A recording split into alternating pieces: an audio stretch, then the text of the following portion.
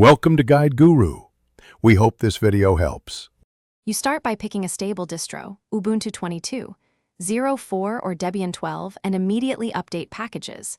Install your VPN stack, open VPN for compatibility or WireGuard for speed. Enable net. IP4. IP forward equals 1 in / etc/sysctl.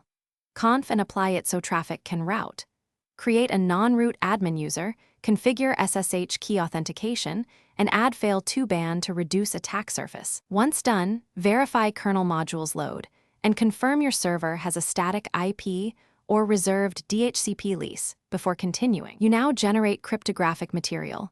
For OpenVPN, use EasyRSA to make a CA, server cert, and client certs. For WireGuard, generate a private/public key pair per peer. Configure the server file with port, protocol, internal subnet, and push DNS to clients. Add firewall rules and NAT.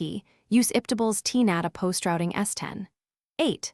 0/24OETH0J masquerade or NFT equivalent, so client traffic exits.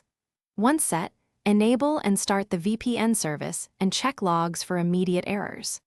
You create client configuration files containing server endpoint, port, keys, allowed IPs, and DNS. For WireGuard, generate a QR for mobile clients. Distribute configs securely and import to client apps, then test connectivity and internal resource access.